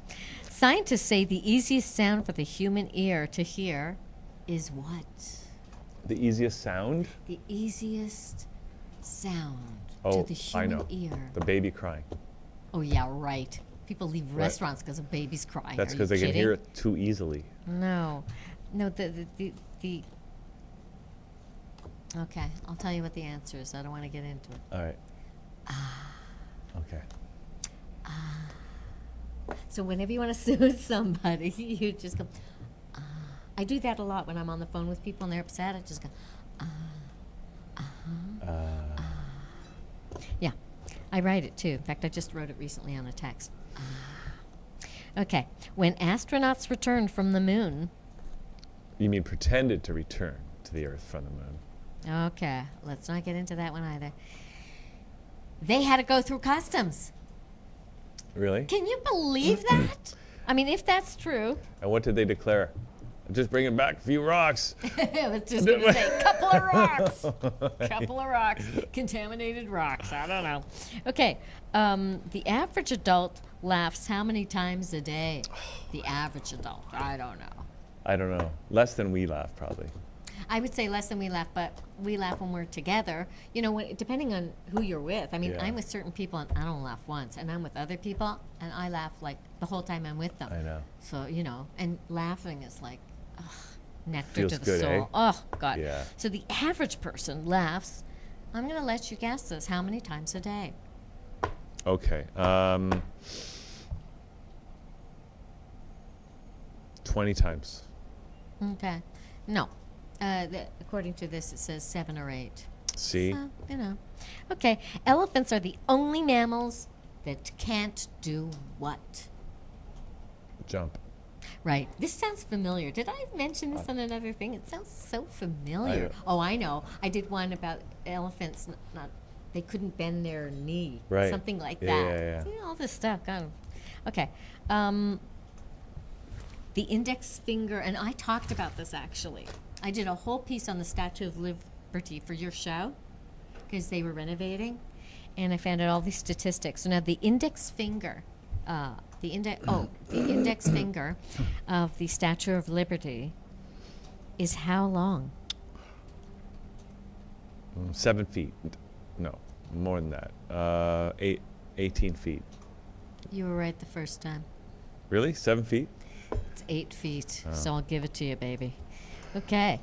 And the 7 deadly sins Yeah. are? Oh, man. I always have trouble with this. I always try to come up with this. Okay, let's. Don't get upset. Just take Okay, your time. so first of all, gluttony is one of them. Gluttony. are correct. Lust. You are correct.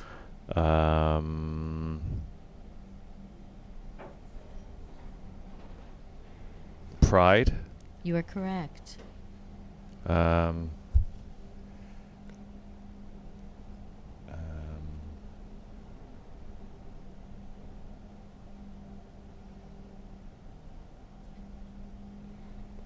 The other ones are difficult. really? Yeah, Okay, they so are let's. I can tell it to you. Okay, do it. Envy, Oh yeah, wrath, right. sloth. Sloth. That's And my I favorite. I did a thing on sloth. I said On that the they're- sloth. Yeah, on the yeah. And do you remember what that was? That they actually can move fast, Yes! but they choose to be slow. That's right. And what is this? Avarice, What is that? greed, Why don't they just say that? about money. It's about money greed, though. No, well, because greed can be anything. That's No, interesting. no. So I also think it's related to being cheap. Avarice, like Oh. you might have the money, Spendthrift. but you're not Frugal. sharing it. Hmm. You're not willing to. Oh, hoarding. Hoarding your wealth. Yeah, it's kind of a hoarding. Okay. Okay, and the 7 virtues. So we did the 7 Oh, deadly sins. yeah. And so we're going to end the show soon, but Okay. we're kind of. But Let's do the virtues. the Yeah. 7 virtues are. I don't know. I've never heard the 7 virtues. Oh. But let's get them down and let's try to do that. Okay. Let's try to live our lives this way. All right. Let this be a fabulous moment of change for all of us. All right. Faith. Mm-hmm. Hope. I'm going to say charity. Is You're charity good, in there? yes. Okay. What else? Fortitude. Uh-huh. Prudence. Mm-hmm. Justice. Yeah. Temperance. Temperance. Temperance. Well, 6 out of 7 isn't bad. Boy, those are hard. I'm never going to remember all those things. All right, we have 2 more. One is, what are the 7 C's? This you can get. This is not. 'Cause you're There's no good. such thing as the 7 C's. Yeah, okay. Okay, but I'll say the Black Sea, Yep, the Mediterranean, yep. the. I think I've done this too. I actually did this in another show. The Well, they're not. I know. What, I know. but just- Caspian? Is Yes. Aral? They probably didn't put the Aral in They there. probably didn't. You can't get to the Caspian Sea, though, so it doesn't really count. Okay. Okay, the Red Sea, Right. the Dead Sea? They can't. They wouldn't No. put the Dead Sea in there. Oh, yeah, the Baltic. The Baltic Well, Sea. it's not Randy's there. feeding me over here with Oh, all it's these not there. answers. The Baltic's not there? No. Well, let's A- see, this is why this is a I bonus know, I know. question. The Adriatic, Adriatic's part of the Mediterranean. the Persian Gulf, That's not even a sea. and It's a the Gulf. Indian Ocean. It That's depends on the ridiculous. definition. And I So talked why is about the Indian this. Ocean in there and I- not the I- Atlantic? I What don't about the know. Caribbean Sea? You know, you're absolute. All these questions are legitimate. So, do you have any other comments? Because I'd like to end the show with the naming of the 7 dwarfs. Oh, okay. Sneezy. Oh, you want to go for it? I asked, did you have any ending comments before we want to go? Oh, wait a You second. didn't say We you can't were just gonna start. We're not going to just stop when we come up with 7th dwarf. Well, we're not just I going to don't go have off anything the more air. to say. Well, we're going to say goodbye after that. But is Sneezy one of them? 'Cause there's a couple of Yes, it's sneezy. You can't close your eyes while you're driving. Sneezy. Sneezy, Sleepy, right? Sleepy, Yes. right? The thing that happens when you smoke something.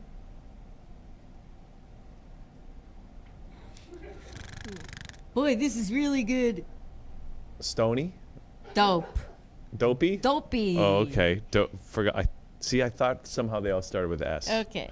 Dopey. And when you don't get enough sex, you're grumpy. Oh, grumpy. Yeah, Okay. grumpy. Yeah. These kind of go with all the sins. Okay. Is there Happy. a happy? Mm-hmm. Okay. Bashful. Bashful. Yeah. And Doc. Doc. I would never know these things. Doc is like when they were coming up with these at the Walt Disney, or whoever wrote that. Were they in the original story? I don't know, or was it a Walt Disney creation? Doc. Doc's like the he got grandfathered in.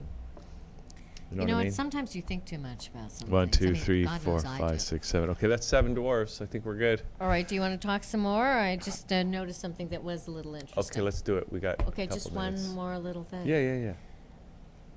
Napoleon Bonaparte Yeah. was often made fun of for being too short. Right. When in fact, I just found out his height was 5'6", and that's actually not that short, Especially for those days. especially for those days, because the more processed food that you eat, the bigger and taller you get. Because everybody who came I don't know if you know. I That's won't not get into why- it. Sorry. No, I touched talking your about it, mic. I got to say this. Both pairs. Okay, what? About a generation ago, Americans were the tallest people on the planet, but that is no longer the case. No The kidding. tallest people on the planet now Basketball players. are the Dutch. Oh, okay. Oh, that's And a in good fact, trivia. yeah, it's true. Oh, okay. And why? Because because they have a great healthcare system, and another part of it is